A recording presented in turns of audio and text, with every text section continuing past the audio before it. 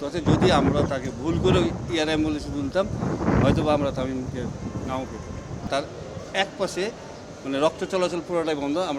আমি ভিতরেই ছিলাম, দেখছিলাম যে ওই মানে কম্পিউটারে দেখা যাচ্ছিল যে এক পাশে তার রক্ত চলাচল মোটামুটি বন্ধই হয়ে আছে। অ্যাম্বুলেন্স থেকে বের করে এয়ার অ্যাম্বুলেন্সে ঢোকানোর জন্য চেষ্টা করি, তখন তার আর পালস পাওয়া যায় না। তামিম ইকবালই শিপনরে ফোন করে যে আমাকে এয়ার অ্যাম্বুলেন্সে করে ঢাকাতে নিয়ে যাওয়ার জন্য। এই মুহূর্তে আপনি কোনো জায়গায় তাকে নিয়ে যেতে পারবেন না। দর্শক, আমরা আছি কেপিজি হাসপাতালে। বিকেএসপির কোচ মন্টু দত্ত তিনি সকালে আসলে ওখানেই ছিলেন যেখানে তামিমের ঘটনা ঘটেছে। আসলে পুরো ঘটনা যদি খুলে বলতেন কি ঘটেছে এবং এখন লেটেস্ট আপডেটটা দিয়ে দিতে শুরু করতেন।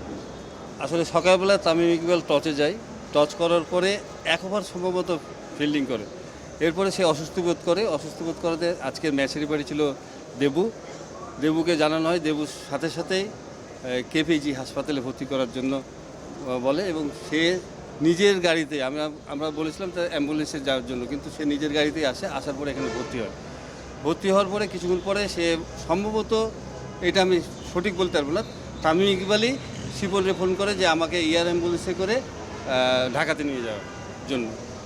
শিপন আমাকে ফোন করে যে মন্টুদা আমার বিকেএসপিতে কোনো জায়গায় হেলিকপ্টার নামানোর ব্যবস্থা করে দেন। আমি সাথে সাথে 1 নম্বর মাঠে এবং অ্যাথলেটিক্স মাঠে আমি ডিজি স্যারকে জানাই। ডিজি স্যার বললো যে তামিম ইকবালের জন্য যেখানে খুশি হেলিকপ্টার নামতে পারে তার ব্যবস্থা করেন।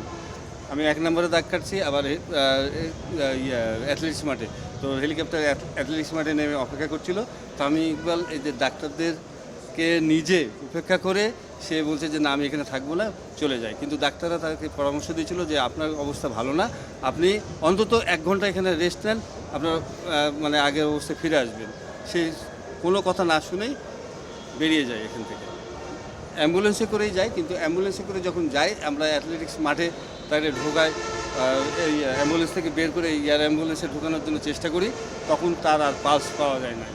এবং পালস না পাওয়া যাওয়াতে আমাদের ডাক্তার শামীম এবং এখানকার ডাক্তার সম্ভবত ইমরান, এখানকার ডাক্তারও ছিলেন, তারা অনেক চেষ্টা করে 10 মিনিট পরে তার মনে হয় কিছুটা পালস পায় এবং তাকে তখন এই খারাপ অবস্থা দেখে তাকে আর এয়ার অ্যাম্বুলেন্সে না তুলে পুনরায় আবার কেপিজি হাসপাতালে নিয়ে আসে। এবং এখানে আসার পরে তার অবস্থা খুবই খারাপ থাকার জন্য তার এক পাশে মানে রক্ত চলাচল পুরোটাই বন্ধ। আমি ভিতরেই ছিলাম, দেখছিলাম যে ওই মানে কম্পিউটারে দেখা যাচ্ছিল যে এক পাশে তার রক্ত চলাচল মোটামুটি বন্ধই হয়ে আছে এবং তার ব্লক ধরা পড়ে এবং ব্লকটা ছাড়ানোর জন্য তার একটা রিং পরানো হয় এবং রিং অলরেডি পরানো হয়ে গেছে। এখন আসলে তামিম ইকবালকে দেখেছেন যে আইসিইউ থেকে সিসিউতে নেওয়া হয়েছে, লেটেস্ট আপডেটটা কি আসলে? এখন সে শিশুতেই আছে এবং ভালো অবস্থাতে আছে। আশঙ্কা মুক্ত একদম বলবো না, কারণ এটাতে মিনিমাম 24 ঘন্টা সব কিছুই অবজারভেশনে থাকতে হয়। তারপরেও বলবো যে ভালো আছে। দেশবাসী যেন তার জন্য দোয়া করে, যেন তামিম ইকবাল আবার সুস্থ হয়ে মাঠে ফিরে আসতে পারে। পরিবার পরিজন কে এসেছেন? এর মধ্যে আবার আরেকটা ফোন আসে যে আরেকটা এয়ার অ্যাম্বুলেন্স, আরেকটা হেলিকপ্টার নামবে মাঠে, তো ওটারও আমরা ব্যবস্থা করি।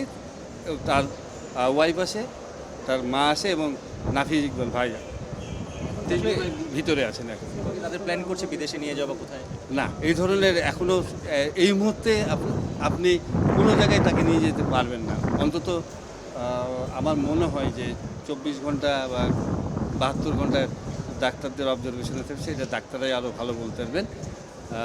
তবে সবার দোয়াতে আমার মনে হয় কিছুটা হলেও আশঙ্কা মুক্ত আছে। যদি আমরা তাকে ভুল করে এয়ার অ্যাম্বুলেন্সে তুলতাম, হয়তো বা আমরা তামিমকে নাও পেতাম।